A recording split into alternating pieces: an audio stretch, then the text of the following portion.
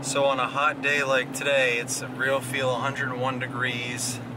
It's only June 12th, so it doesn't normally get hot this early, but it does always get this hot sooner or later. And every year what I've learned is you feel like you can take on more than you should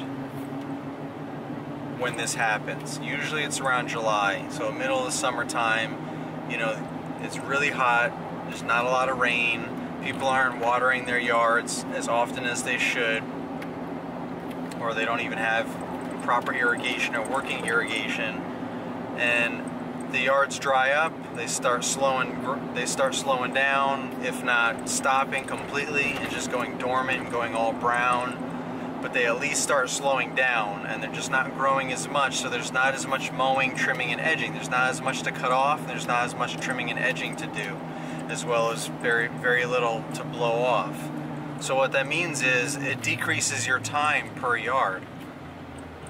So that tricks you into thinking, wow, I'm doing fantastic. I'm like blowing through these yards. I must be in my rhythm. I must be getting really fast for one reason or another. I can start taking on more clients. And then sometimes this is that time of year where people will start approaching you while you're out there working and asking, you know, how much you charge and all that typical stuff, because it's too hot for them to cut themselves, or, you know, there's so many different scenarios, but it happens a lot in the middle of the summer where people just all of a sudden, you know, decide that they want someone to cut their lawn for them,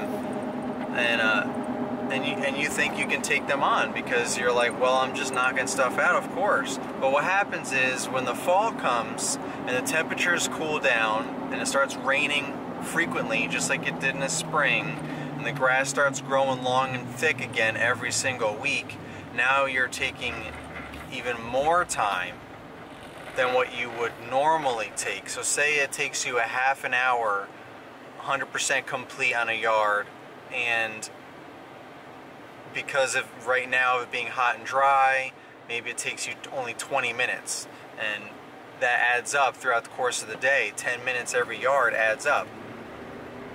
But then in the fall, instead of it taking you 20 minutes or 30 minutes, instead of it taking you going back to the 30 minutes that originally took you, because it's so long and thick and now wet, it takes you even longer. So now it might take you 35 to 40 minutes, maybe even 45 minutes if you have to double and triple cut some lawns that you didn't anticipate. Maybe because they were so dried out in the summer and you just didn't realize how long it would take, how long and thick they would grow in the right conditions, because you just didn't know.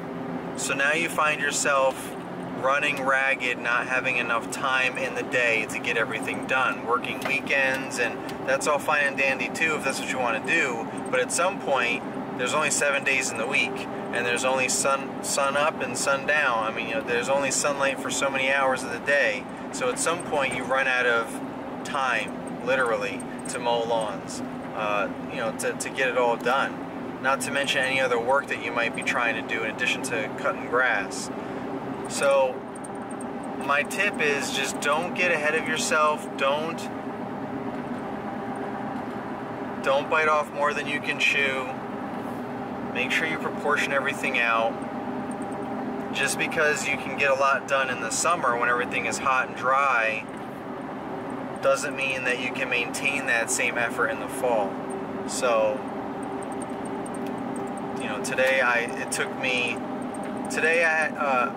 have 8 yards in one neighborhood, and it normally takes me about 5 hours, give or take, depending on how many breaks or whatever I take, or whatever the situation is, if customers come out and talk to me or whatever.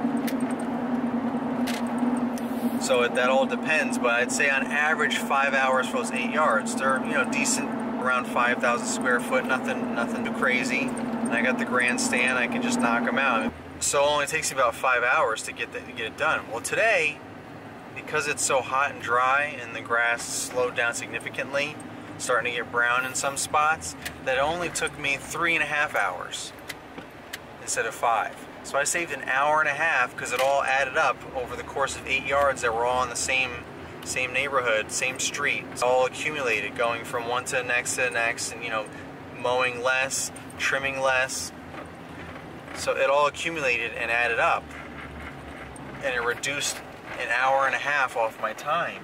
So I could easily say to myself and not really think properly of why that happened, and I can just, you know, being a beginner, if I was just starting out, like I did think that way when I first started out, just saying, wow, I'm doing really good, I can take on some more work now and make some more money. But that's really not the case. You just have to be careful, because you don't want to be stuck in a situation where you're just overworked and you just don't have enough time to get everything done. Just got called for another estimate in a nice neighborhood right down the street from current clients, so not so bad. Let's take a look.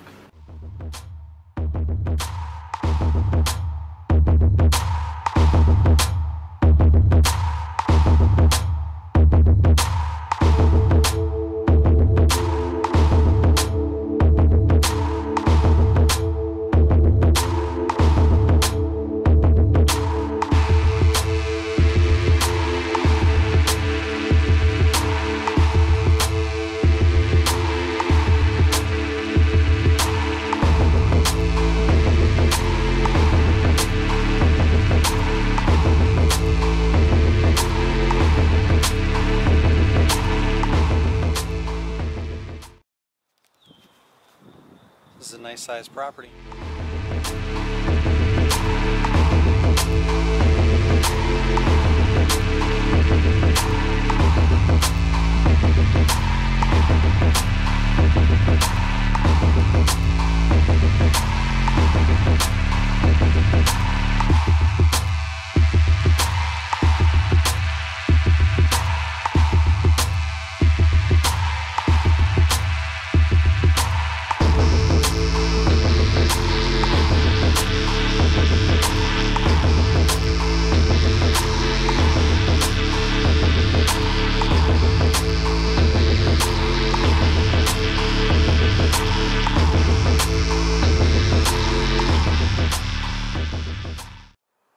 Looks like somebody was already professionally maintaining it.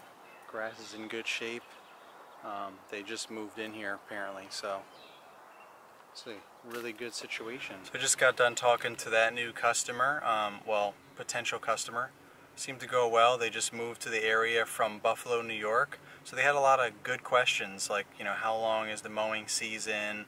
Right now they're just looking for mowing, but, you know, I asked them if they wanted any additional services like fertilizing, weed control, and they asked me a little bit about that, and told them about aerating and seeding, and they were familiar with that, even though from me living in New York, that wasn't as big of a push as it is down here in Central Virginia, the Richmond, Virginia area. There's a lot. We have clay soil naturally. It's very hard, and aerating and seeding is almost a must. At least aerating is almost a must around here. So I kind of reiterated that to them, and they said they'll get back to me tomorrow. Obviously, they want to get some more prices. They felt like my price was a little expensive, a little high, but I'm not really sure how familiar they are with this kind of service and pricing, and if they did this up in Buffalo, New York, or not. But you know, I welcomed them to the neighborhood and to the state and the area, and told them a little bit about everything. And I feel like, you know, that really helps when you have build a little bit of rapport with these potential customers. Because you know, honestly, this is really this is my ideal yard. I don't know anything about them. I can't necessarily say they're my ideal client, but they seem like they would be an ideal client. Yeah, they said that I might be pricey, but if they call around and get, you know, some similar prices or some cheaper prices,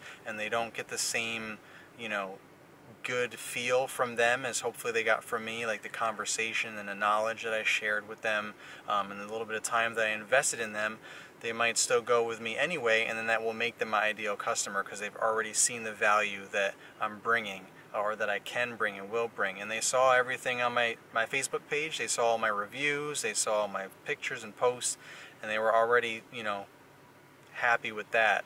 So we'll see. It really doesn't matter if I don't get it, but if I do, it'll be fantastic, because it'll be profitable, and it's right down the road from another yard that I was just at, which is on the way to another couple of yards. So, you know, it's still in my route, keeping it tight, keeping it profitable.